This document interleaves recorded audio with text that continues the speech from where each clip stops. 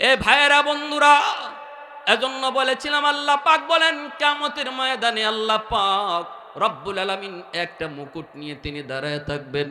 দাউহু আহসানু মিন দাউইশ শামস, মুকুটটার পাওয়ার হবে সূর্যের পাওয়ারের চেয়েও বেশি। মানুষেরা সবাই দেখবে আল্লাহ কাকে যেন খুঁজতেছে, কার মাথায় যেন আল্লাহ মুকুটটা পরাবে, কার মাথায় যেন আল্লাহ মুকুটটা পরাবে। তখন নবীর আব্বাই কইব, আল্লাহ আমি নূহ নবীর আব্বা, আমি অমুক নবীর আব্বা, আমি অমুক নবীর আম্মা। আল্লাহ পাক বলবে সরো, তোমাদেরকে আমি আল্লাহ আজকে খুঁজি না, আজ আমি যাদেরকে খুঁজি তাদেরকে পাইলেই মাথায় মুকুট পরাবো। তখনই একজন হাফেজের মা, একজন হাফেজে কোরআনের বাবা, একজন আলেমের মা, একজন আলেমের বাবা আয়া কইব, আল্লাহ আমি অমুক হাফেজ সাহেবের আব্বা, আমি অমুক হাফেজ কোরআনের মা। তখন আল্লাহ বলবেন আমি তো হাসরের ময়দানে তোমাকেই খুঁজতেছি। মান কারা আল কুরআন আমিলা বিমা ফিহি উলবিসা ওয়ালিদাহু তাজান ইয়াউমাল কিয়ামা।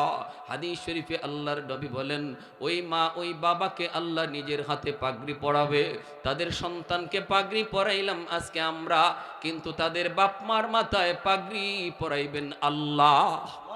একটু আওয়াজ দিয়া কও না সুবহানাল্লাহ, আর একটু জোরে সুবহানাল্লাহ। কারণ কি? কারণ কি বাপ মারে আল্লাহ এত সম্মান কেন দিবে? কারণ হলো দুনিয়ার মানুষগুলা চলতেছিল স্কুল কলেজের দিকে, সবাই চলতেছিল স্কুল কলেজের দিকে, কারণ ওই দিকে গেলে সার্টিফিকেট আছে, চাকরি পাওয়া যায়। কিন্তু হাফেজে কোরআনের মা, হাফেজে কোরআনের বাবা, তারা স্রোতের উল্টা চলছে। না আমার চাকরি লাগবে না, আমি আল্লাহর কাছে এর পাওনা চাই, দুনিয়ার সরকারের কাছে না, সকল সরকারের কাছে আমি চাকরি চাই। ঠিক না? আল্লাহ পাক বলে বান্দা ওই দিনই আমি আল্লাহ তোমার জন্য পাগড়ি বানায় রাখছি। সবাই চলতেছিল ওই দিকে, তুমি চলছো উল্টা দিকে। যেমন আমি আমার ফ্যামিলি থেকে এসেছি, আমার আব্বা কিন্তু একজন জেনারেল শিক্ষিত মানুষ, আমার ছোট ভাই, আপন ছোট ভাই, সে হলো বর্তমানে আইন উপদেষ্টা আসিফ নজরুল, ওনার একান্ত সচিব আমার আপন ছোট ভাই, সেও এই লাইনে। এরপরের ছোট ভাইটা সেও ওই লাইনে, আমেরিকাতে ফ্যামিলি নিয়ে সেটেল, ঢাকা ইউনিভার্সিটি থেকে লেখাপড়া শেষ। আমার চাচারা সবাই হলো জেনারেল শিক্ষায় শিক্ষিত। আমিও ক্লাস 5 পর্যন্ত পড়েছি, আমার গোষ্ঠীর মধ্যে কেউ মাদ্রাসাতে নাই। আব্বা আমারে ক্লাস 5 পর্যন্ত পড়াইছেন, 5-এ বৃত্তি পেয়েছি। যখন আব্বা আমাকে মাদ্রাসায় দিবেন, চাচারা বিরোধিতা করেছে, দাদারা বিরোধিতা করেছে, পোলাটারে মাদ্রাসায় পড়ায় তুমি কি করবা? বৃত্তি পাইছে যে এই পোলাটার জীবন তুমি নষ্ট করবা। এত কথা, এত বিরোধিতা, এরপর আমার আব্বা বিরোধিতার দিকে যান নাই। আল্লাহ আমার আব্বা তাদের কথা শোনেন নাই, আমাকে জিজ্ঞেস করেছেন বাবা তুমি স্কুলে পড়বা না মাদ্রাসায় পড়বা? আমি সেই ছোট্টবেলায় বলেছি আব্বা আমি মাদ্রাসায় পড়ব। সিদ্ধান্ত ফাইনাল, মাদ্রাসায় চলে আসলাম। আল্লাহ পাক রব্বুল আলামিন কবুল করেছে। ওই দিন কিন্তু আমার আব্বা অনেক কথা শুনতে হয়েছে। এইভাবে প্রতিটা হাফেজের মা, প্রতিটা আলেমের মা বাবা সন্তানটারে যখন মাদ্রাসায় নিয়ে আয়, অনেকেই কইব কই লইয়া যাও, কেমনে খাইবো, কেমনে চলবো, কেমনে পড়বো, বউ ফালবো কেমন করে, কত কথা মা বাবায় শুনতে হয়েছে, কিন্তু কোনো কথাকেই পাত্তা দেয় নাই, শুধু আল্লাহর দিকে তাকাইয়া মাদ্রাসায় আইছে। আল্লাহ বলে ওই দিনই আমি তোমার জন্য মুকুট বানায় রাখছি। তো আওয়াজ দেয়া কও না সুবহানাল্লাহ। তোমার সন্তানের মাথায় পাগড়ি পরাবে দুনিয়ার মানুষ, আর তোমার মাথায় পাগড়ি পরাইমু আমি আল্লাহ। এতটা ইজ্জত, এতটা সম্মান একজন আলেমের হাফেজের মা আর বাবাকে আল্লাহ পাক দিবেন। বলুন তো ভাইরা, আল্লাহর হাতে পাগড়ি পরার ইচ্ছা কার কার আছে? একটু হাত উঠে আল্লাহরে দেখান। আল্লাহ তুমি আমাদের আওলাদ থেকে হাফেজ আলেম কবুল করো। আওয়াজটা একটু জোরে আওয়াজ দিয়ে আল্লাহরে শোনাও, কও বলো আমিন, আরো জোরে বলো আমিন। এজন্য আমার ভাইরা, এজন্যই বলতেছি ভালো করে শুনেন, ভালো করে শুনেন। কিয়ামতের ময়দানে একজন হাফেজের আলেমের বাবার পরিচয় আল্লাহর সামনে তুলে ধরা হবে। রব্বুল আলামিন বলবে ও বান্দা তোরে আমি জান্নাত দিতে চাই, কিন্তু বলতো দেখি দুনিয়াতে তুমি কোন সন্তানরে আলেম বানাইছুনি, হাফেজ বানাইছুনি? কইব না গো মালিক বানাই নাই। এইবার আল্লাহ কইব একজন হাফেজ বা আলেমের মজলিসে তুমি বসছিলানি, এই উসিলা পাইলো তোমারে মাফ করে দিব। ইমাম গাজ্জালি রহমতুল্লাহি আলাইহি তার দাকাইকুল আখবার নামক কিতাবের ভিতরে মায়ার নবীর হাদিস এনেছেন। তখন সে কইব না গো মালিক, কিডো মনে পড়ে না। আল্লাহ তখন কইব কোন আলেমের সাথে এক দস্তরখানায় বইসা জীবনে খানা খাইছনি কও, এই উসিলা পাইলো মাফ কইরা দিমু। কইব না গো মালিক মনে পড়ে না। আল্লাহ পাক বলবে তাহলে বলো কোন সন্তানের নাম আলেমের নামে নাম রাখছো কিনা? কইব না গো মালিক তাও মনে পড়ে না। এই কথাই আল্লাহ বলেছেন, ওয়ানুনাজ্জিলু মিনাল কুরআন মা হুয়া শিফাউন ওয়া রাহমাতুল লিল মুমিনিন। আমি আল্লাহ নিশ্চয়ই কোরআন নাজিল করেছি তোমাদের জন্য শিফা হিসাবে এবং মুমিনদের জন্য রহমত হিসাবে। মাদ্রাসা সমাজের জন্য রহমত, কারণ এই মাদ্রাসায় আল্লাহর কোরআন পড়ানো হয়। উলামায়ে কেরাম জাতির জন্য রহমত, যেই ঘরে কোরআন তেলাওয়াত হয় এই ঘরে রহমত নাজিল হয়। যেই সমাজের মানুষ মাদ্রাসাকে ভালোবাসে এই সমাজকে আল্লাহ রহমতের চাদর দিয়ে ঢেকে রাখে। এজন্যই আল্লাহ রসুল সাল্লাল্লাহু আলাইহি ওয়াসাল্লাম বলেছেন, ইন্নাল আলিমা ইয়াস্তাগফিরু লাহু মান ফিল আরদ ওয়া মান ফিস সামা হাত্তাল হিতানু ফি জাওফিল মা ওয়া ফি রিওয়ায়াতিন আন নামলাতু ফি জুহরিহা। নবীজি বলেন, উম্মতের দল, তোমরা যদিও মাদ্রাসার কদর বুঝো না, যদি তোমরা হাফেজ কোরআনের দাম জানো না, কিন্তু আসমান জমিনের আর যত মাখলুক রয়েছে আল্লাহর সৃষ্টি, সেটা জঙ্গলের বাঘ বলি, ভাল্লুক বলি, গর্তের পিপিলিকা বলি, পানির নিচের মাছ বলি, আর গাছের পাতা বলি, আর বালির কণা বলি, নবীজি বলেন সব কিছু 24 ঘন্টা মাদ্রাসার জন্য আল্লাহর কাছে দোয়া করতে থাকে। একজন হাফেজ কোরআনের জন্য গাছের পাতাটা পর্যন্ত দোয়া করে, গর্তের পিপিলিকায় দোয়া করে। আল্লাহ রসুলের হাদিস বলতেছি, নবীজি বলেন এমনকি পানির নিচের মাছ সেও একজন হাফেজের জন্য, আলেমের জন্য আল্লাহর কাছে দোয়া করে। কেন? কারণ হলো এরা জানে যে এই মাদ্রাসা আছে বিদায়, এই হাফেজ কোরআন আছে বিদায় আল্লাহ এখনো জমিন টিকায় রাখছে। যদি এই জমিনে কোরআনের আওয়াজ বন্ধ হয়ে যেত, যদি এই জমিনে কোরআনের পড়া বন্ধ হয়ে যেত, তাহলে আল্লাহ জমিন বহু আগেই ধ্বংস করে দিত। যেই জমিনে আল্লাহর কোরআনের আওয়াজ হয় না, যেই জমিনে আল্লাহর কোরআনের পড়ানো হয় না, ওই জমিনকে আল্লাহ রাখেন না। অতএব মাছ বলে, আল্লাহ এই জমিনে আমি মাছ বেঁচে আসি তো মাদ্রাসার উসিলায়। গর্তের পিপিলিকাকে, আল্লাহ আমি গর্তের পিপিলিকা বেঁচে আসি তো ওই হাফেজের উসিলায়। আল্লাহ যাদের উসিলায় আমি বেঁচে আসি তাদের হায়াত তুমি বাড়াইয়া দাও। আল্লাহ সমাজে সমাজে মাদ্রাসা আরও তুমি বেশি করে কবুল করে নাও। এই কথাটা গর্তের পিপিলিকাও আল্লাহর কাছে দোয়া করে। এজন্য রসুল বলেছেন, তোমরা না জানলেও, তোমরা না বুঝলেও, মাদ্রাসার কদর তোমরা না বুঝলেও ওই গর্তের পিপিলিকা বুঝে, পানির নিচের মাছ বুঝে, জঙ্গলের বাঘ ভাল্লুক বুঝে, এজন্যই তারা দোয়া করে। সুবহানাল্লাহ। অতএব মাদ্রাসা টিকায় রাখার দরকার আসেনি না নাই? আওয়াজ আসতে হয়েছে, জোরে বলেন, টিকায় রাখার দরকার আসেনি না নাই?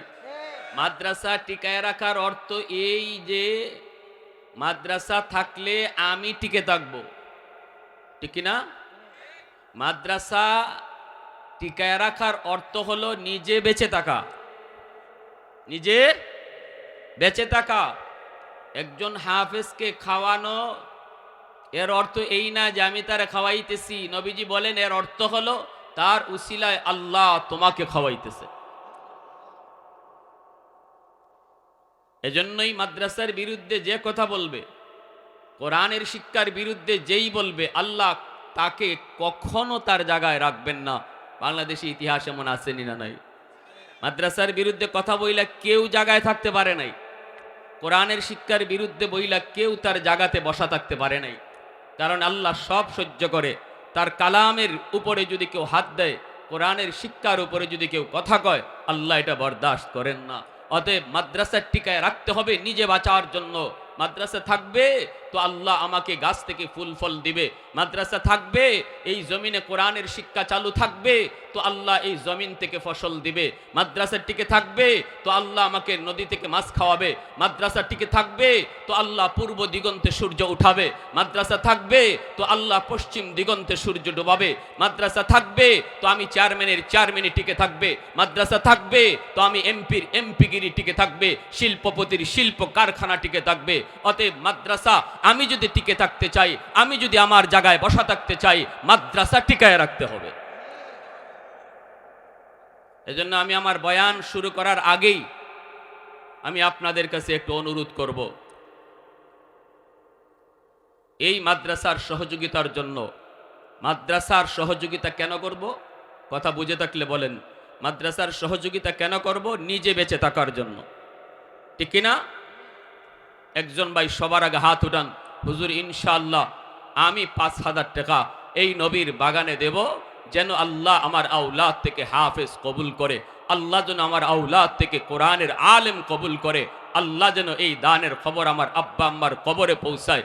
এই নিয়তে একজন ভাই সবার আগে হাতটা জাগান, হুজুর আমি ইনশাআল্লাহ 5,000 টাকা দিব, ওয়াদা করলাম। হয় আমি রমজানে দিব, নতুবা আগামী কালই দিব, নতুবা 1 মাস পরে দিব।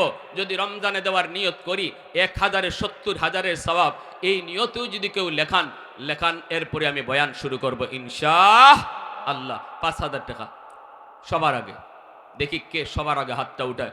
আল্লাহ তুমি তোমার কুদরতি নজরে দেখো, সে যে নিয়তে দান করবে, আল্লাহ তুমি দিলের হালত জানো, তার দিলের সমস্ত মাকাসিদ তুমি পূরণ করে দিও। আমিন। একটু আওয়াজ দিয়া বলেন আরো জোরে কোন আমিন। পৃথিবীর ইতিহাসের সবচেয়ে বড় জালেম ছিল ফেরাউন। তার চেয়ে এত জুলুম আর কেউ করে নাই। ফেরাউন যত বড় জালেম ছিল। ফেরাউনের বাড়ি কিন্তু ছিল বলক, আফগান, মিশর না। এখন কোনো কথা নাই, নাম আসবে লিখে রাখবেন। আমার বয়ানের ভিতরে যদি খালি কোন একটা নাম কইতে, আমার বয়ান শেষ।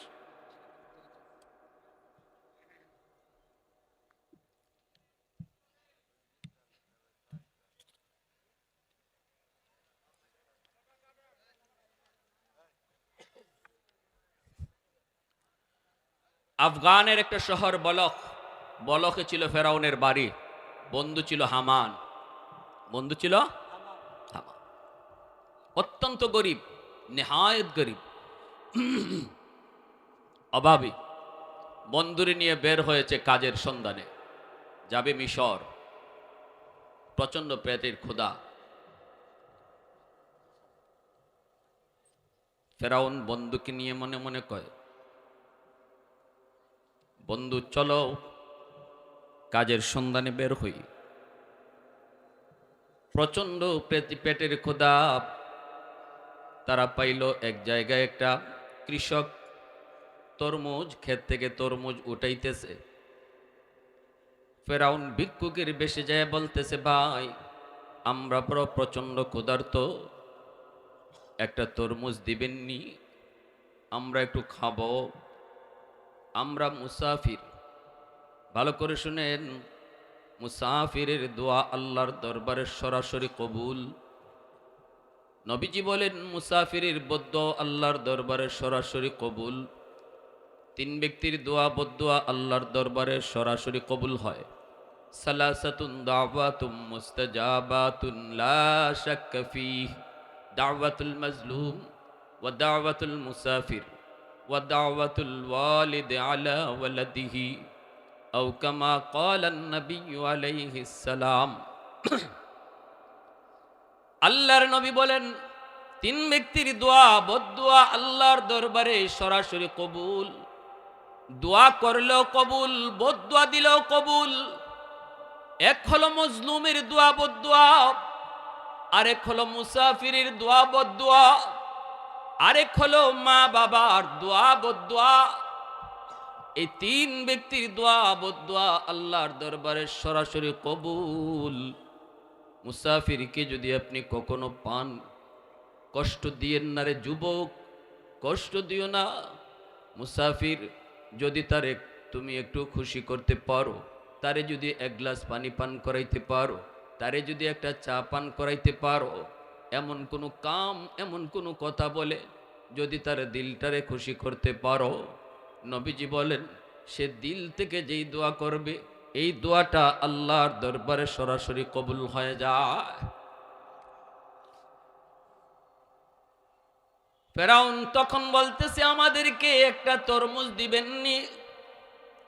আমরা বড় প্রচন্ড ক্ষুধার্ত,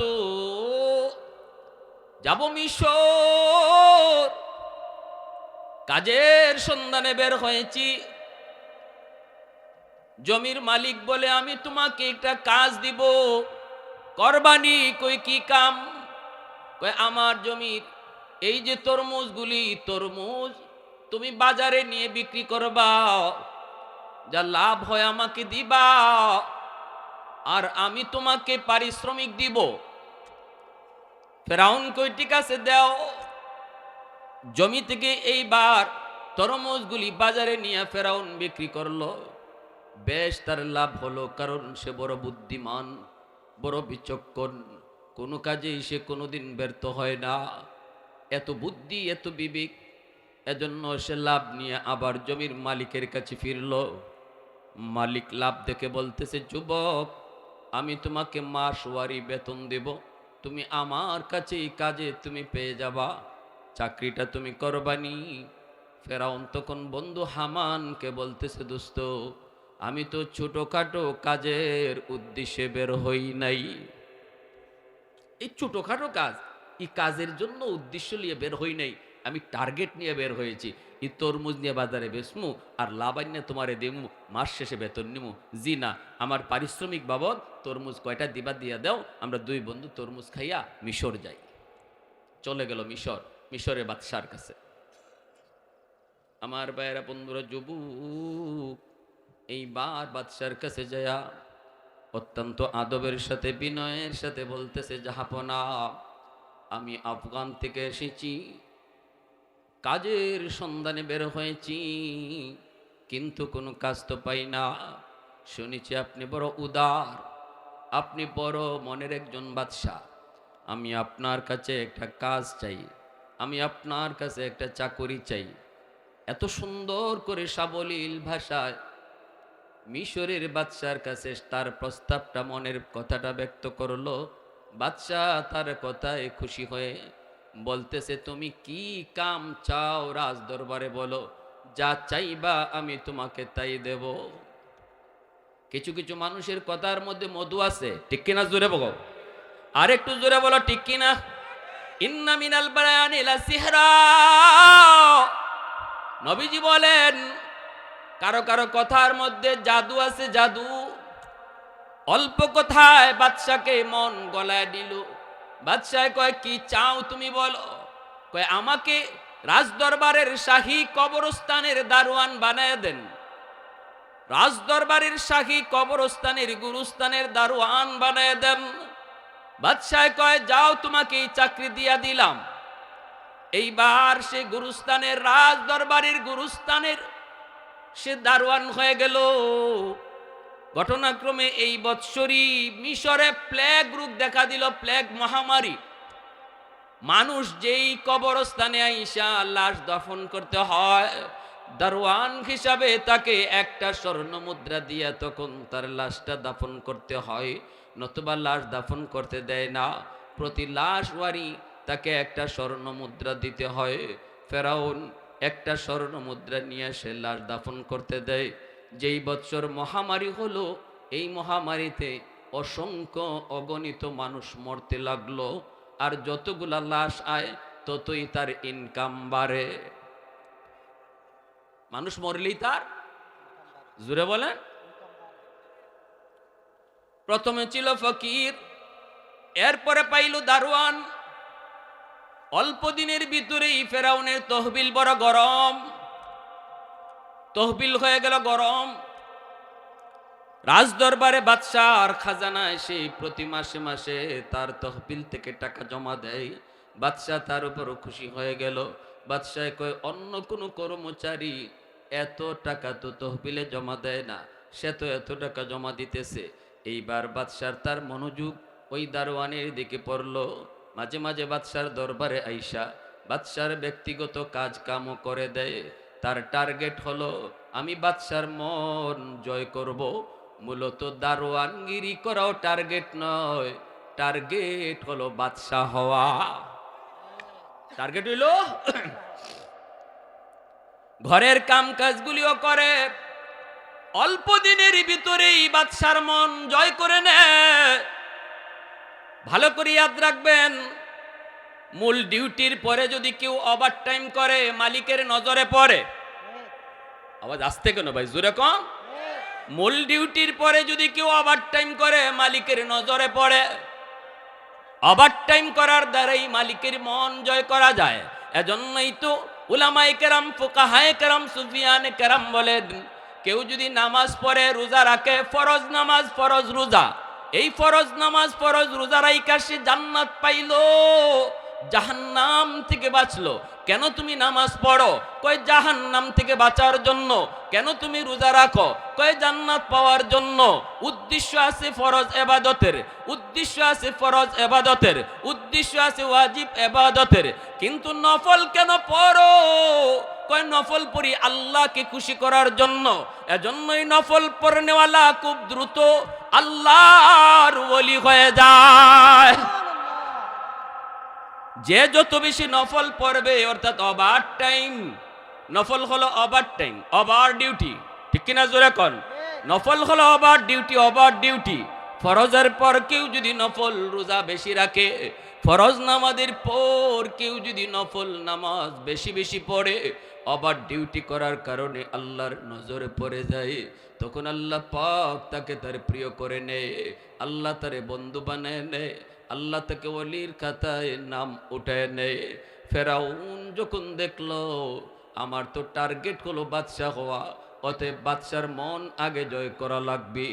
বাদশার ওভার ডিউটিগুলা কইরা কইরা সেও বাদশার মন জয় করে নিল। অল্প দিনের ভিতরেই বাদশা ঘোষণা দিয়ে দিল, আজ থেকে আমার দারোয়ান দারোয়ান নয়, সে হলো আজ থেকে আমার শহরের মেয়র। শহরের মেয়র বানায় দিল। এইবার মেয়র হওয়ার পর দেখেন, খেয়াল রাখেন, প্রথমে কি ছিল? ভিক্ষুক, ঠিক না? প্রথমে ছিল ভিক্ষুক, তারপরে হলো দারোয়ান, তারপরে হলো মেয়র। এইবার ফেরাউন তার বন্ধু হামানকে বলে, দোস্ত, মেয়র হওয়া টার্গেট নয়, আমার টার্গেট হলো খুদা হওয়া। খুদা। আর একটু আস্তে কর নাউজুবিল্লাহ, আর একটু জোরে কর নাউজুবিল্লাহ। প্রশংসা করব কার? আর একটু জোরে বলেন কার? আলহামদুলিমান কদ্দারা খাইরাও ওয়া খাবালা, আলহামদুলিমান কদ্দারা খাইরাও ওয়া খাবালা, ওয়া শুকরু লিমান সাওয়ারা হুসনাও ওয়া জামালা, ফরদুন সামাদুন আন সিফাতিন খালকি বারিউন, রব্বুন আযালিয়ুন খালাকাল খালকা কামালা, লা জিদ্দা ওয়ালা নিদ্দা ওয়ালা হাদ্দা লিমাওলা, লা জিদ্দা ওয়ালা নিদ্দা ওয়ালা হাদ্দা লিমাওলা, আল আনা কামা কানা ওয়ালাম ইয়ালকা যাওয়ালা, আল আনা কামা কানা ওয়ালাম ইয়ালকা যাওয়ালা। মহব্বতের আওয়াজে কোন আল্লাহু আকবার। আর একটু জোরে বলেন আল্লাহু আকবার। এইবার বাদশা যখন থেকে মেয়র বানিয়ে দিল, সামনের কথাগুলা খুব জটিল। মনোযোগ আমার দিকে যদি থাকে তাহলে সামনের কথাগুলা বুঝতে বড় আসান হবে, আর যদি মনোযোগ সরে যায় তাহলে কথাগুলা বুঝতে কষ্ট হবে। সামনের কথাটা হলো আমার টার্গেট, উদ্দেশ্য হলো আমার সামনের দিকে। মনোযোগ কার কার আছে একটু হাত উঠে আল্লাহকে দেখান। আল্লাহ তুমি কবুল করো, জুড়ে বলি আমিন। আর একটু জুড়ে বলি আমিন। শহরের মেয়র হয়ে গেল ফেরাউন। এইবার সে সুন্দরভাবে শহর চালাইতে শুরু করলো। হামান বলতেছে, দোস্ত, যদি নিজের খোদা দাবি করতে হয় তাহলে টার্গেট মতো আগাইতে হবে। আগে তোমাকে বাদশা হওয়া লাগবে, তারপরে কিছু ফর্মুলা আছে, থিওরি আছে। এই থিওরিগুলা যদি তুমি পালন করো, যদি তুমি ঠিকমতো করতে পারো, তবেই তুমি নিজের খোদা দাবি করতে পারবা, আর নতুবা কখনো নিজের খোদা দাবি করতে পারবা না। মেয়র হয়েছ ভালো, এইবার দেখো আর কি হওয়া যায়। কিছুদিন পর দেখা যায় চতুর্দিকে মেয়রের সুনাম, চতুর্দিকে সুনাম, জনগণের ভিতরে ন্যায় বিচার শুরু হলো। দুর্বলের পক্ষে ফেরাউন অবস্থান নেই। বিচার ব্যবস্থা বড় সুন্দর, না না, তার সামনে কেউ কখনো বিচার অবিচার পায় না, সবাই বিচার নিয়ে যায়, সঠিক বিচার পায়। এই দিকে বাদশার দিকে মনোযোগ। বাদশাহ হঠাৎ করে দেখলো তার প্রধানমন্ত্রী মারা গেছে। এইবার বাদশাহ পরামর্শ নিল কাকে প্রধানমন্ত্রী করা যায়। জনগণের পক্ষ থেকে প্রস্তাব হলো, এমনকি অন্যান্য মন্ত্রীদের পক্ষ থেকেও প্রস্তাব হলো, ফেরাউনকে আপনি প্রধানমন্ত্রী বানান, কারণ তার অনেক অনেক যোগ্যতা, জনগণ তার ভক্ত হয়ে গেছে।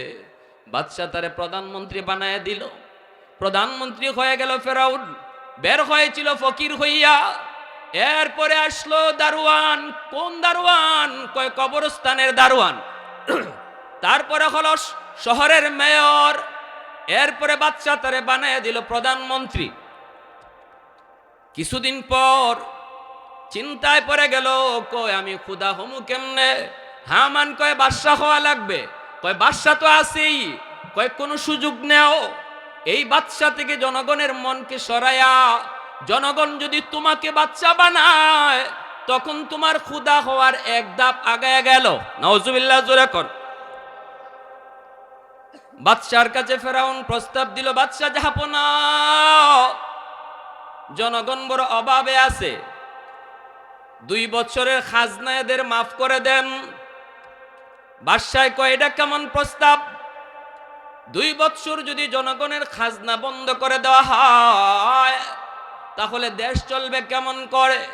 ফেরাউন কয় এটা তো আমিও ভাবতেছি, দেশটা চলবে কেমন করে? আবার জনগণ বড় অভাবে, এদেরকেও ক্ষমা করে দেওয়া দরকার। কি করা যায়, কি করা যায়, আসুন পরামর্শ করি। বাদশাহ কয় কেমনে কি করব তুমি কও। ফেরাউনে কয় আপনি দিয়া দেন 1 বছরের খাজনা মাফ, আর আমি দিয়া দিই 1 বছরের মাফ। দেখছেন জনগণের ভিতরে অল্প দিনের ভিতরে জনগণ প্রধানমন্ত্রীর ভক্ত হয়ে গেল। দেখছো কেমন প্রধানমন্ত্রী পাইছি, নিজের থেকে 1 বছর মাপ দিয়া দিছে, বাদশায় দিছে 1 বছরের। এইভাবেই জনগণ সবাইকে তার দিকে ডাইভার্ট করে নিল। একদিন বাদশাহ নিজে অসুস্থ হয়ে গেল। কোন রাওয়াতে আসছে বাদশাহ মারা গেল। জনগণ সহ সবাই এক বাক্যে তারে বাদশার চেয়ারে বসায় দিল। এইবার তার এক ধাপ আগাইছে। ফেরাউন তখন হামানকে বলতেছে, দোস্ত, খোদা দাবি করার প্রথম ধাপ আগায় গেলাম, এইবার তুমি বলো কিভাবে আমি নিজে খোদা হতে পারি। মন চায় আমি মানুষগুলাকে গোলাম বলি আর মানুষ আমাকে সেজদা করুক। নাউজুবিল্লাহ, জোরে কর। সেজদা করি আমরা কাকে? আওয়াজ আসতে কেন? জোরে কর, আরো জোরে কর। কাকে? আল্লাহ নামের ভিতরে মজা আসেনি না নাই? আল্লাহ নামের ভিতরে জাদু আসেনি না নাই? ফেরেশতারা কয় মালিক তোমার বন্ধু ইব্রাহিম কেমন করে তোমার বন্ধু হলো বুঝি না। বন্ধু যদি হতে হয় আমরা ফেরেশতারা কেউ হতাম, মানুষ কেমনে তোমার বন্ধু হয়? আল্লাহ বলেন পরীক্ষা যদি করতে মন চায় পরীক্ষা করো। তখনই একজন ফেরেশতা মানুষ রূপে ইব্রাহিম খলিলকে পরীক্ষা করার জন্য তিনি ইব্রাহিম খলিলের পাশে আসলেন। তখন আল্লাহর খলিল হাওরে তিনি ছাগল রাখালি করেন, অনেকগুলি ছাগলের পাল। এই ছাগলগুলার মালিক ইব্রাহিম খলিল। ওনার পাশ দিয়ে ফেরেশতা যাইতেছেন মানুষের রূপ ধইরা। কি উদ্দেশ্যে আসলেন? পরীক্ষা করার জন্য। কারণ ইব্রাহিম কেমন করে আল্লাহর বন্ধু হলেন, কি তার মধ্যে এমন গুণ, কেন আল্লাহ তারে বন্ধুকে ডাকে? পরীক্ষা নেওয়ার জন্য ফেরেশতা মানুষের রূপ ধইরা পাশ দিয়ে যাইতেছেন।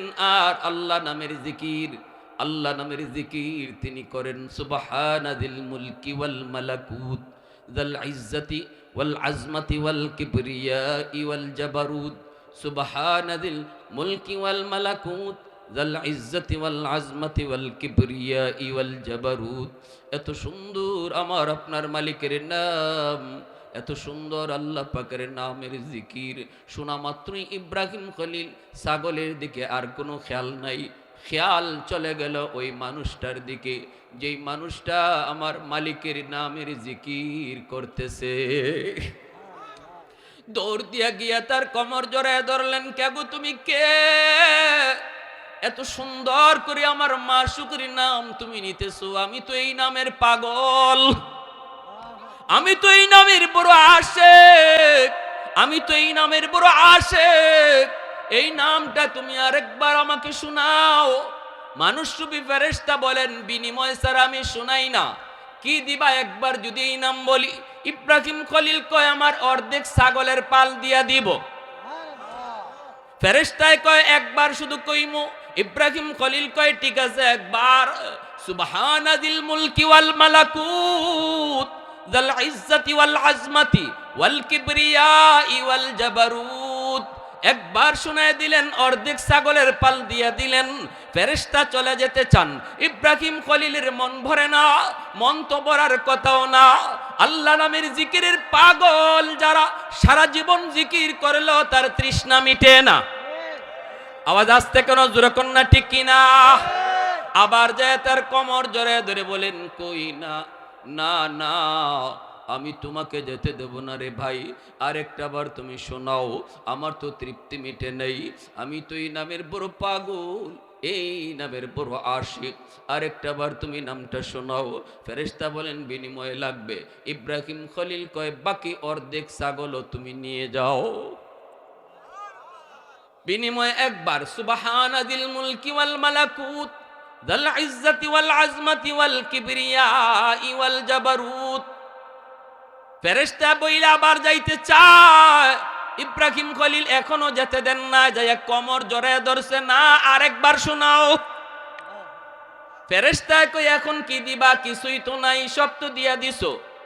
আল্লাহর খলিল চোখের পানি ঝরা কাঁদে আর কয়, ওগো আল্লাহর বান্দা, আরেকবার যদি আমাকে আমার মালিকের নাম তুমি শোনাও, আমি ইব্রাহিম সারা জীবনের জন্য তোমার গোলাম হয়ে যাব। আওয়াজ দিয়ে কও না সুবহানাল্লাহ। এই নামের জন্যই তো ইব্রাহিম সারা জীবন গোলাম হতে চাইছেন। আমরা এই নামটা একটু আওয়াজ দিয়া কই সুবহানাল্লাহ। আরো জোরে সুবহানাল্লাহ, আরো জোরে সুবহানাল্লাহ, আরো জোরে বলি আল্লাহু আকবার, আরো জোরে আল্লাহু আকবার। সাথে সাথে ফেরেশতায় কয়, আল্লাহর বন্ধু, ও আল্লাহর খলিল, না না, আমাকে ছাগলও দেওয়া লাগবে না, আমি ছাগল নিতে আসি নাই, ছাগল নিতে আসি নাই, আমি এসেছিলাম আপনাকে পরীক্ষা করার জন্য। আপনি কেমন করে আল্লাহর এত বড় বন্ধু, পরীক্ষা নেওয়ার জন্য এসেছিলাম। আমি মানুষ নই, আমি নূরের তৈরি ফেরেশতা। নেন আপনার ছাগলগুলি নিয়ে যান, আর আমার বুকের সাথে বুকটা মিলায়া যান। এজন্য আমার ভাইরা বন্ধুরা, ওই নামের এত বড় আশিক, এত বড় মালিক, এত বড় খালিক, ওনার সাথে শুরু করলো পাল্লা। ফেরাউন কয়, আমি খুদা, নাউজুবিল্লাহ, জোরে কন। হামান কয়, না বাদশাহ ইসু, ঠিক আছে, এখন দুইটা থিওরি, দুইটা ফর্মুলা গ্রহণ করা লাগবে। আমার দুইটা থিওরি যদি তুমি মানো, তবেই তুমি নিজের খোদা দাবি করতে পারবা। এক নাম্বার থিওরি হলো, সবগুলি জনগণকে মূর্খ বানায় দিতে হবে, পড়ালেখা বন্ধ করে দিতে হবে, আল্লাহর পরিচয় যাতে তারা না জানে, ভগবানের পরিচয় তারা যাতে না জানে, দেবতার পরিচয় যাতে তারা না জানে, আল্লাহ নামের পরিচয় যেন তারা না জানে, সৃষ্টিকর্তা একজন আছে এই শিক্ষা যেন না পায়। সব মাদ্রাসাগুলি বন্ধ করে দাও, মাদ্রাসাগুলি বন্ধ করে দাও। খালিকার মালিকের পরিচয় যে প্রতিষ্ঠানে হয়, প্রতিষ্ঠানগুলি বন্ধ করে দাও। কেমনে বন্ধ করবা? কয় মাদ্রাসাগুলির বাজেট কমায় দাও। এখন থেকে বলো আর বেতন দেওয়া হবে না, উস্তাদদের বেতন মাদ্রাসা থেকে হবে না, এমনকি যারা পড়ালেখা করে তাদেরকেও কোনো সার্টিফিকেট দেওয়া হবে না, সরকারি চাকরি তারা পাবে না। সব দিক দিয়ে তাদের আয়ের উৎস তুমি বন্ধ করে দাও। আর বলে দাও যারা মাদ্রাসা ছাড়া, তখনকার সময় পড়ালেখায় আসিল শুধু এই মাদ্রাসা। যদি কেউ পড়ালেখা না করে মূর্খ থাকে, তারে মাসের মাস ভাতা দেওয়া হবে, মূর্খ থাকলে তারে ভাতা দেওয়া হবে, আর পড়ালেখা করলে তার বাজেট কমায় দেওয়া হবে। হামানের থিওরি হলো দাবি করতে চাও, আগে মানুষ সবাইকে মূর্খ বানানো লাগবে। মূর্খ কেউ যেন আল্লাহ না চেনে, আল্লাহ নামের পরিচয় না পায়, তবেই তুমি পারবা নিজের খোদা দাবি করতে। আর নতুবা কোনো পন্থায় তুমি খোদা দাবি করতে পারবা না। কয় তাহলে তোমার থিওরি তুমি চালায় দাও। ঘোষণা দিয়ে দেওয়া হলো মাদ্রাসার পড়ালেখা বন্ধ করো। না না, মাদ্রাসা বন্ধ করো এই কথা কয় না। যদি কয় তাহলে জনগণ তো সব খেপে যাবে। মাদ্রাসা বন্ধ করে দাও কয় না, মাদ্রাসার বাজেট বন্ধ করে দাও। আমাদের সমাজেও এরকম ফেরাউনের থিওরি আসেনি না নাই? একটু জোর আওয়াজ দেওয়া কো আসেনি না নাই? কয় মাদ্রাসা বন্ধ করে দাও এই কথা কয় না। কয় না, মাদ্রাসায় পড়ালেখা করলে কোনো চাকরি নাই, এটা বুঝায় দাও। ঠিক কিনা? মাদ্রাসায় পড়ালেখা করলে কোনো চাকরি নাই, এটা বুঝায় দাও। তাহলেই তারা মাদ্রাসায় পড়বে না, সন্তানকে লেখাপড়া করাতে দিবে না, সন্তানকে বাবাও মাদ্রাসায় নিয়ে আসবে না, দাদাও মাদ্রাসায় নিয়ে আসবে না। কারণ পড়ালেখা করে তারা তো কোনো কাম নাই, কাজ নাই, কিছুই তো করতে পারবে না। এইভাবে ফেরাউনের থিওরি চললো। আমাদের দেশেও এমন আছে। এজন্যই তো কওমি মাদ্রাসা, যেই মাদ্রাসাগুলা থেকে আল্লাহর পরিচয় শেখানো হয় রে যুবক, যেই মাদ্রাসা থেকে আখিরাতের ফিকির শেখানো হয়। কারণ মাদ্রাসার পড়ালেখার মূল মন্ত্র হলো এ জীবন জীবন নয়, মরণের পরের জীবন হলো আসল জীবন। ঠিক কিনা? আল্লাহ পাক বলে রে জমিন শুন, এ জমিন ভালো করে শুন। তুই যেমন দেখতেছো জমিনে গুনাহ হয়, নাফরমানি হয়।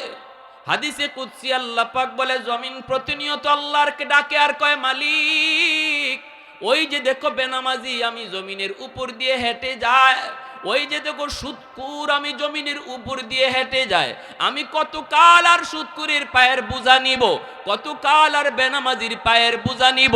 আল্লাহ আমি কতকাল আর ওই যে দেখো নাফরমানের পায়ের আওয়াজ শুনবো।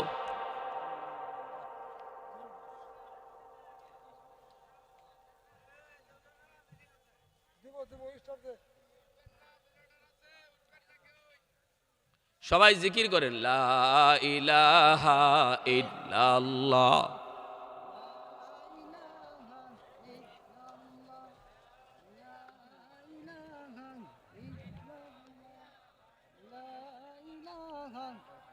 আরেকটু জোরে আওয়াজ দিয়ে, আওয়াজ দিয়ে। লা ইলাহা ইল্লাল্লাহ, লা ইলাহা ইল্লাল্লাহ, লা ইলাহা ইল্লাল্লাহ, লা ইলাহা ইল্লাল্লাহু মুহাম্মাদুর রাসূলুল্লাহ। জোরে সুরে বলি সাল্লাল্লাহু আলাইহি ওয়াসাল্লাম।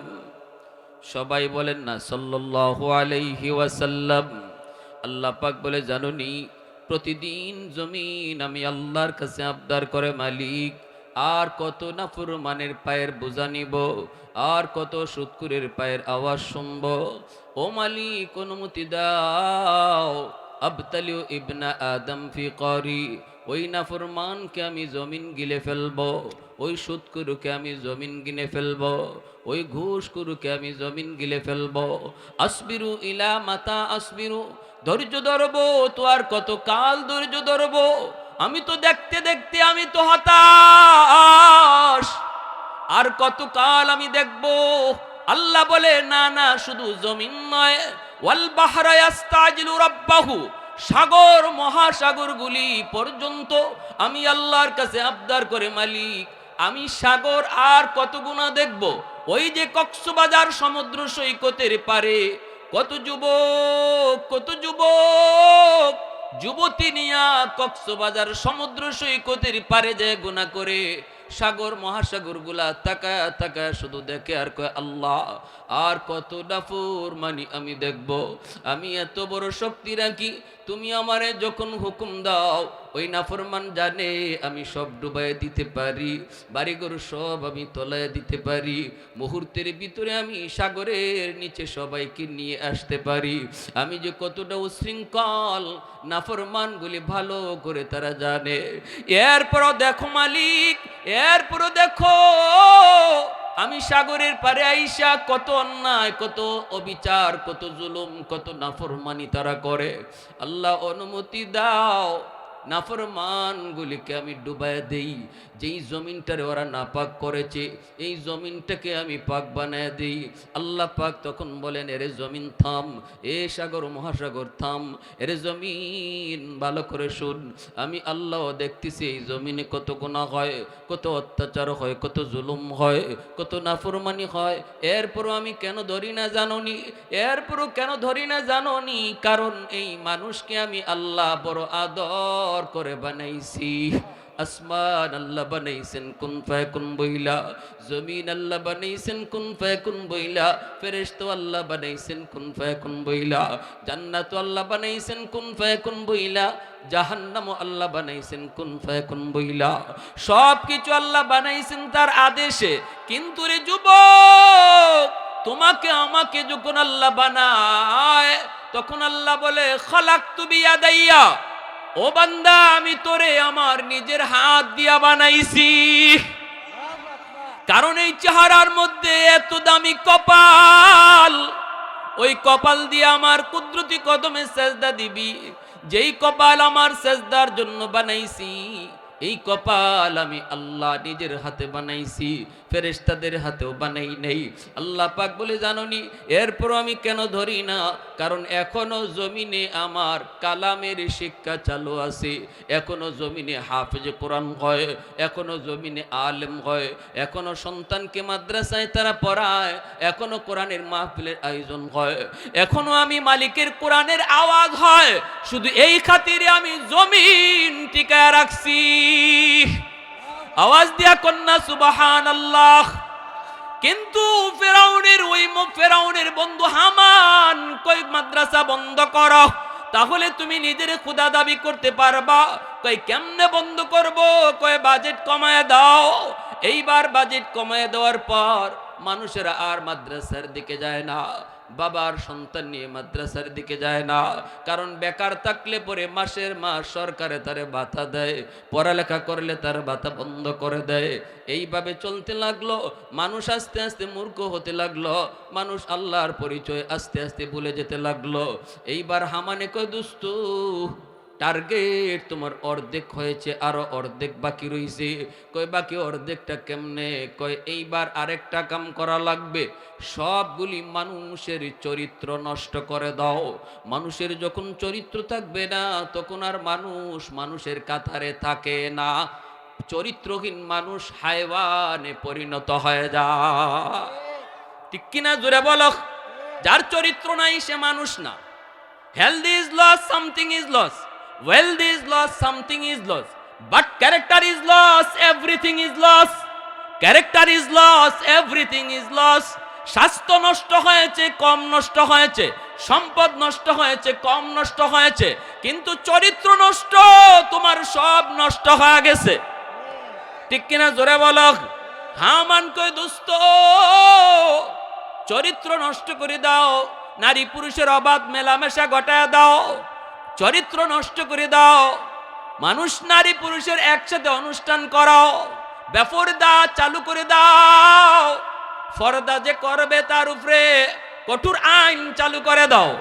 এইভাবে ফেরাউন আর হামানের থিওরি যখন মিশরে চললো, মানুষগুলি আস্তে আস্তে তারা আল্লাহকে ভুলে গেল, পর্দা করা ছেড়ে দিল, আস্তে আস্তে চরিত্র নষ্ট হয়ে গেল। সবগুলি মানুষ যখন আর মানুষ থাকলো না, ফেরাউন একদিন ঘোষণা দিল আমি খোদা, সাথে সাথে মানুষগুলাও তারে খোদা মাইন্না নিল। নাউজুবিল্লাহ। আমাদের দেশেও নাস্তিকের দল, যারা এই দেশটারে ইউরোপের মতো বানাইতে চায়, তাদের সামনে বাধা হলো মাদ্রাসা শিক্ষা। আওয়াজ আসতে কেন জোরে বলো? যারা এই দেশের নারী পুরুষ সবাইকে অমানুষের কাতারে নিতে চায়, তাদের সামনে বাধা হলো নামাজি মানুষরা। তাদের সামনে বাধা হলো টুপিওয়ালারা, তাদের সামনে বাধা হলো দাড়িওয়ালারা, তাদের সামনে বাধা হলো ওয়াজ মাহফিল করানেওয়ালারা, তাদের সামনে বাধা হলো আল্লাহর ভয় অন্তরে রাখা। এজন্যই কয় না, নামাজিকে বলা যাবে না তুমি নামাজ পড়ো না, টুপিওয়ালাকে বলা যাবে না তুমি টুপি পড়ো না, দাড়িওয়ালাকে বলা যাবে না তুমি দাড়ি রাখো না। মানুষকে কিভাবে দাড়ি থেকে সরাইতে হবে, টুপি মাথা থেকে কেমনে ফালাইতে হবে, কয় টুপি রাখার গুরুত্ব যেই জায়গা থেকে বুঝায় ওই মাদ্রাসা বন্ধ করো, তাহলেই মানুষ টুপি পরা ভুলে যাবে। আওয়াজ আসতে কেন, জোরে কোন। দাড়ি রাখো না বলা যাবে না, কারণ দলের লোকরাই মানবে না। তখন কি করতে হবে, কয় দাড়ির গুরুত্ব যারা বুঝায়, যেই জায়গা থেকে দাড়ির গুরুত্ব বোঝানো হয় ওই মাদ্রাসাকে বন্ধ করে দাও, তাহলে মানুষ আল্লাহর পরিচয় অন্তরে আর পাবে না। এই থিওরি নিয়ে বাংলাদেশ শুধু নয়, বিভিন্ন মুসলিম দেশে ইউরোপীয়দের এজেন্ট, ইহুদিদের এজেন্ট মুসলমানের নামে মুসলমানের দেশে বসবাস করে মাদ্রাসার বিরুদ্ধে কথা কয়, ঠিক কিনা? এ ভাইয়েরা, বন্ধুরা, এজন্য বলেছিলাম আল্লাহ পাক বলেন কিয়ামতের ময়দানে আল্লাহ পাক রব্বুল আলামিন একটা মুকুট নিয়ে তিনি দাঁড়ায় থাকবেন। দাউহু আহসানু মিন দাউইশ শামস, মুকুটটার পাওয়ার হবে সূর্যের পাওয়ারের চেয়েও বেশি। মানুষেরা সবাই দেখবে আল্লাহ কাকে যেন খুঁজতেছে, কার মাথায় যেন আল্লাহ মুকুটটা পরাবে, কার মাথায় যেন আল্লাহ মুকুটটা পরাবে। তখন নবীর আব্বাই কইব, আল্লাহ আমি নূহ নবীর আব্বা, আমি অমুক নবীর আব্বা, আমি অমুক নবীর আম্মা। আল্লাহ পাক বলবে, সরো, তোমাদেরকে আমি আল্লাহ আজকে খুঁজি না, আজ আমি যাদেরকে খুঁজি তাদেরকে পাইলেই মাথায় মুকুট পরাবো। তখনই একজন হাফেজের মা, একজন হাফেজে কোরআনের বাবা, একজন আলেমের মা, একজন আলেমের বাবা আয়া কইব, আল্লাহ আমি অমুক হাফেজ সাহেবের আব্বা, আমি অমুক হাফেজে কোরআনের মা। তখন আল্লাহ বলবেন, আমি তো হাসরের ময়দানে তোমাকেই খুঁজতেছি। মান কারা আল কুরআন আমিলা বিমা ফিহি উলবিসা ওয়ালিদাহু তাদান ইয়াউমাল কিয়ামা। হাদিস শরীফে আল্লাহর নবী বলেন, ওই মা ওই বাবাকে আল্লাহ নিজের হাতে পাগড়ি পরাবে। তাদের সন্তানকে পাগড়ি পরাইলাম আজকে আমরা, কিন্তু তাদের বাপ মার মাথায় পাগড়ি পরাইবেন আল্লাহ। একটু আওয়াজ দিয়া কও না সুবহানাল্লাহ, আর একটু জোরে সুবহানাল্লাহ। কারণ কি বাপ মারে আল্লাহ এত সম্মান কেন দিবে? কারণ হলো দুনিয়ার মানুষগুলা চলতেছিল স্কুল কলেজের দিকে, সবাই চলতেছিল স্কুল কলেজের দিকে, কারণ ওই দিকে গেলে সার্টিফিকেট আছে, চাকরি পাওয়া যায়। কিন্তু হাফেজে কোরআনের মা, হাফেজে কোরআনের বাবা, তারা স্রোতের উল্টা চলছে। না, আমার চাকরি লাগবে না, আমি আল্লাহর কাছে এর পাওনা চাই, দুনিয়ার সরকারের কাছে না, সকল সরকারের কাছে আমি চাকরি চাই, ঠিক না? আল্লাহ পাক বলে, বান্দা ওই দিনই আমি আল্লাহ তোমার জন্য পাগড়ি বানায় রাখছি। সবাই চলতেছিল ওই দিকে, তুমি চলছো উল্টা দিকে।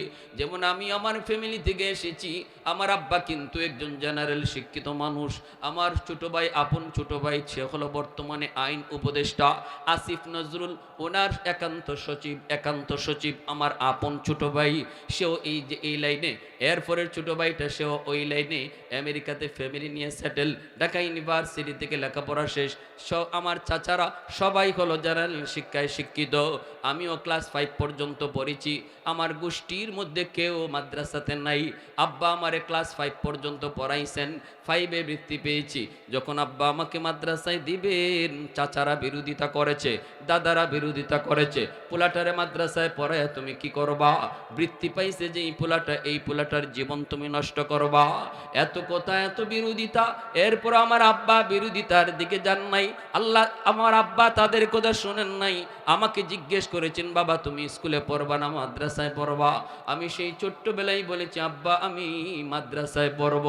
সিদ্ধান্ত ফাইনাল, মাদ্রাসায় চলে আসলাম। আল্লাহ পাক রব্বুল আলামিন কবুল করেছে। ওই দিন কিন্তু আমার আব্বা অনেক কথা শুনতে হয়েছে। এইভাবে প্রতিটা হাফেজের মা, প্রতিটা আলেমের মা বাবা সন্তানটারে যখন মাদ্রাসায় নিয়ে আয়, অনেকেই কইব, কই লইয়া যাও, কেমনে খাইবো, কেমনে চলবো, কেমনে পড়বো? বউ ফালবো কেমন করে, কত কথা মা বাবায় শুনতে হয়েছে, কিন্তু কোনো কথাকেই পাত্তা দেয় নাই, শুধু আল্লাহর দিকে তাকাইয়া মাদ্রাসায় আইছে। আল্লাহ বলে ওই দিনই আমি তোমার জন্য মুকুট বানায় রাখছি। তো আওয়াজ দেয়া কও না সুবহানাল্লাহ। তোমার সন্তানের মাথায় পাগড়ি পরাবে দুনিয়ার মানুষ, আর তোমার মাথায় পাগড়ি পরাইমু আমি আল্লাহ। এতটা ইজ্জত, এতটা সম্মান একজন আলেমের হাফেজের মা আর বাবাকে আল্লাহ পাক দিবেন। বলুন তো ভাইরা, আল্লাহর হাতে পাগড়ি পরার ইচ্ছা কার কার আছে? একটু হাত উঠে আল্লাহরে দেখান। আল্লাহ তুমি আমাদের আওলাদ থেকে হাফেজ আলেম কবুল করো। আওয়াজটা একটু জোরে আওয়াজ দিয়ে আল্লাহরে শোনাও, কও বলো আমিন, আরো জোরে বলো আমিন। এজন্য আমার ভাইরা, এজন্যই বলতেছি ভালো করে শুনেন, ভালো করে শুনেন। কিয়ামতের ময়দানে একজন হাফেজের আলেমের বাবার পরিচয় আল্লাহর সামনে তুলে ধরা হবে। রব্বুল আলামিন বলবে, ও বান্দা, তোরে আমি জান্নাত দিতে চাই, কিন্তু বলতো দেখি দুনিয়াতে তুমি কোন সন্তানরে আলেম বানাইছুনি, হাফেজ বানাইছুনি? কইব না গো মালিক, বানাই নাই। এইবার আল্লাহ কইব, একজন হাফেজ বা আলেমের মজলিসে তুমি বসছিলানি, এই উসিলা পাইলো তোমারে মাফ করে দিব। ইমাম গাজ্জালি রহমতুল্লাহি আলাইহি তার দাকাইকুল আখবার নামক কিতাবের ভিতরে মায়ার নবীর হাদিস এনেছেন। তখন সে কইব, না গো মালিক, কিডও মনে পড়ে না।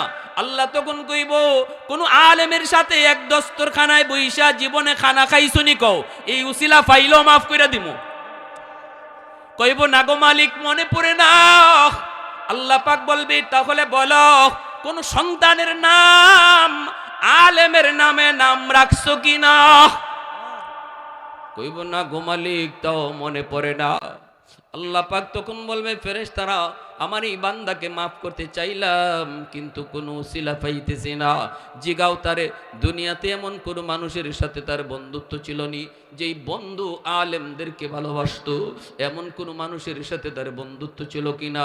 তখন কইব, মালিক, মনে পড়েছে, মনে পড়েছে। দুনিয়াতে আমার একজন বন্ধু ছিল, এই বন্ধু মাদ্রাসাকে ভালোবাসতো। এই যে ধানশাইল চকপাড়া বাইতুস সালাম কওমি মাদ্রাসায় এসে আসা যাওয়া করত, ছাত্রদের খোঁজখবর নিত, বোর্ডিংয়ের খোঁজখবর নিত, তার সাথে আমার বন্ধুত্ব ছিল। বিকালবেলা দেখা হলে পরে মাদ্রাসার গল্প শোনাইতো, তার সাথে আমার বন্ধুত্ব ছিল। আল্লাহ পাক তখন বলবেন, ফেরেশতারা, আমার বান্দারে ফিরে আনো। আমার নবীর নায়েবে রাসূলদের সাথে ডাইরেক্ট না, কিন্তু ইনডাইরেক্ট তার সম্পর্ক প্রমাণিত হয়। এই উসিলায়ও আমি আল্লাহ তারে মাফ করে দিলাম। আওয়াজ দিয়া কও সুবহানাল্লাহ। আহাদুন লাইসা কামিসলিক সামাদুন লাইসা কাফাদলি লিমানিল মুলকু তুগু ইতু সাজাওয়ার খুদাই, তো খুদা বন্দে ইয়ামিনি, তো খুদা বন্দে ইয়াসারি, তো খুদা বন্দে জমিনি, তো খুদা বন্দে সমাই, তো রহিমি, তো করিমি, তো সমিই, তো বসিরি, তু মুইজ্জি, তু মুযিল্লি, তু মালিকিল আরশি বজাই, বরি আজ চৌচিরাই, বরি আজ সূরতে রঙ্গি, বরি আজ ইজ্জ নিয়াজি, বরি আজ বিম উমিদি, বরি আজ খুরদন ও খুফতন, বরি আজ তোহমতে মরদন, বরি আজ বিম উমিদি, বরি আজ রঞ্জ বালাই। আল্লাহু আকবার। এজন্যই নবী বলেছেন, কুন আলিমান আও মুতাআল্লিমান আও মুহিব্বান আও মুঈনান ফালা তাকুন খামিসা। হয় তুমি মাদ্রাসার ছাত্র হও, নয় তুমি উস্তাদ হও, নয় তুমি মাদ্রাসার মহব্বত করো, আর নতুবা মাদ্রাসাকে সাহায্য করো। এই চার দলের ভিতরে থাকো, ফালা তাকুন খামিসা, 5 নম্বর দলে কেউ যাইও না। অর্থাৎ মাদ্রাসার সাথে বিরোধিতা রাখো না। ছাত্ররা এরা ফেরেশতা না, ভুল হইতেই পারে, মানুষের সন্তান। মাদ্রাসার একটা ছাত্র যদি ভুল করে, তুমি রাস্তাঘাটে না কইয়া উস্তাদদেরকে এসে জানাও। এমন জায়গায় তুমি সমালোচনা কইরো না যে সমালোচনায় মাদ্রাসার বদনাম হয়। আরেকটা বাবা সন্তানকে আর মাদ্রাসায় দিতে চায় না, এমন কোনো কাজ তুমি কইরো না। বরং যা কইবা, যেখানে কইলে সমাধান হয় সেখানে কও এটা হলো মহব্বতের আলামত, এটা হলো মহব্বতের আলামত। মাদ্রাসার ছাত্র এরা মানুষের সন্তান, এরা জিনের সন্তান না। ভুল হইবই, আর ভুল হওয়াটাই স্বাভাবিক, কারণ শয়তান স্কুলের একটা ছাত্রের পিছনে যদ্দূর টাইম দেয় এর চেয়ে ডাবল সময় দেয় মাদ্রাসার ছাত্রের পিছনে। কোন রকম তারে মাদ্রাসার লাইন থেকে সরানো যায় কিনা, তাহলেই শয়তানের সবচেয়ে শ্রেষ্ঠ শয়তানি হবে একটা মাদ্রাসার ছাত্রকে মাদ্রাসার লাইন থেকে সরায় দেওয়া। এজন্য ছোট ছোট বাচ্চারা একটু দুষ্টামি করবেই, আমরা সেটা ক্ষমা সুন্দর দৃষ্টিতে দেখব আর দিল থেকে মাদ্রাসাকে মহব্বত করব। আল্লাহ পাক সবাইকে তৌফিক দান করুন। সবাই বলি আমিন। ওয়া আখির দাওয়ানা আনিল হামদুলিল্লাহি রাব্বিল আলামিন। আল্লাহুম্মা সাল্লি আলা মুহাম্মদ ওয়া আলা আলি মুহাম্মদ কামা সাল্লাইতা আলা ইব্রাহিম ওয়া আলা আলি ইব্রাহিম ইন্নাকা হামিদুম মাজিদ। আল্লাহুম্মা বারিক আলা মুহাম্মদ ওয়া আলা আলি মুহাম্মদ কামা বারাকতা আলা ইব্রাহিম ওয়া আলা আলি ইব্রাহিম ইন্নাকা হামিদুম মাজিদ। প্রত্যেকের জন্য দোয়া করি, এলাকার মুর্দেগানের জন্য দোয়া করি। আমার আপনার প্রত্যেকের যার যার সমস্যা যা আল্লাহ জানে, এই সমস্যা যেন সমাধান হয়। সবাই সবার জন্য দোয়া করি। আলহামদুলিল্লাহ।